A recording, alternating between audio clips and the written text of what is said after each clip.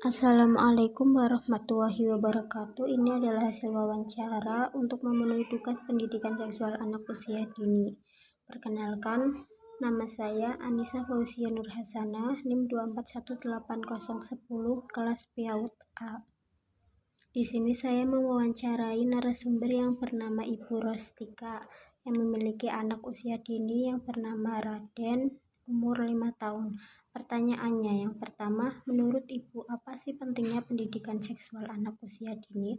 Pertanyaan kedua, pada usia berapa Ibu mulai mengajarkannya kepada anak Ibu? Yang ketiga, bagaimana cara mengenalkan metode dan menggunakan metode apa? Assalamualaikum warahmatullahi wabarakatuh. Di sini saya bersama Ibu Rastika akan mewawancarai Ibu mengenai seputar pendidikan seksual anak usia dini. Menurut Ibu, bagaimana sih pentingnya pendidikan seksual anak usia dini? Itu sangat penting karena kita mengenalkan kepada anak di usia dini, contohnya mengenalkan perbedaan antara kelamin perempuan dan laki-laki. Pada usia berapa sih Ibu mulai mengajarkan pendidikan seksual pada anak usia dini? Nah, tadi kan dikatakan Ibu menjelaskan perbedaan antara perempuan dan laki-laki. Nah, Ibu mengajarkannya itu sejak usia berapa? Sedini mungkin.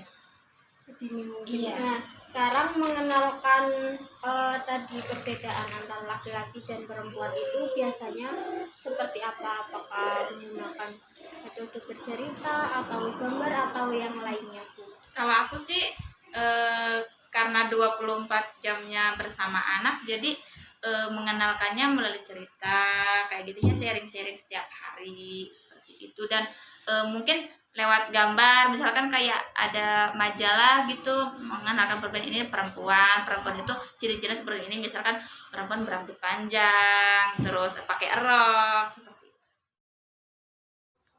Narasumber yang kedua bernama Ibu Lili, yang memiliki anak bernama Adibah, umur 5 tahun. Saya menanyakan yang pertama, sejak usia anak berapa Ibu sudah mengajarkan toilet training kepada anak, dan bagaimana cara mengajarkannya? Yang kedua, bagaimana cara menasihati anak ketika anak membuang air besar atau kecil sembarangan? Yang ketiga, apakah anak marah-marah atau menangis ketika diberitahu bahwa hal itu salah?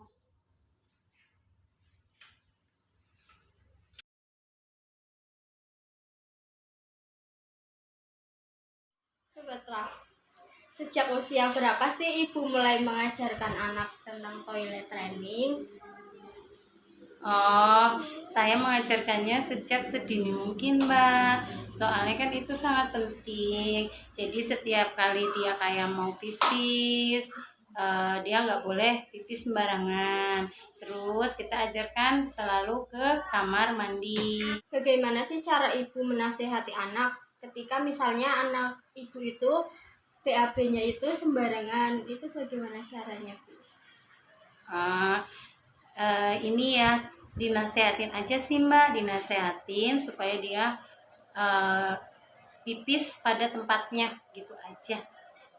Nah, bagaimana sih cara Ibu menasehati anak ketika misalnya anak itu BAB sembarangan? Caranya menasihati aja sih, Bu, kayak misalnya ngasih tahu nggak boleh buang air besar sembarangan atau pipis sembarangan. Jadi kita ngasih tahu aja kalau pipis itu harus di kamar mandi. Terus sekalian melatih anak supaya disiplin aja sih. Iya. Maka si anak ketika dinasehati Ibu itu anaknya marah-marah atau anaknya nurut? Gimana? Untuk anak saya sih alhamdulillah ya, Bu, kalau setiap mamanya ngasih tahu dia pasti dengerin dan melaksanakan nurut. Ya. Demikian hasil wawancara saya dengan dua narasumber, yaitu Ibu Rastika dan Ibu Lili. Menurut hasil wawancara dengan narasumber, yaitu Ibu Rastika dan Ibu Lili, jawaban yang diberikan sudah sesuai dengan teori yang selama ini pada pembelajaran seksual anak usia dini. Demikian yang dapat saya sampaikan. Terima kasih. Wassalamualaikum warahmatullahi wabarakatuh.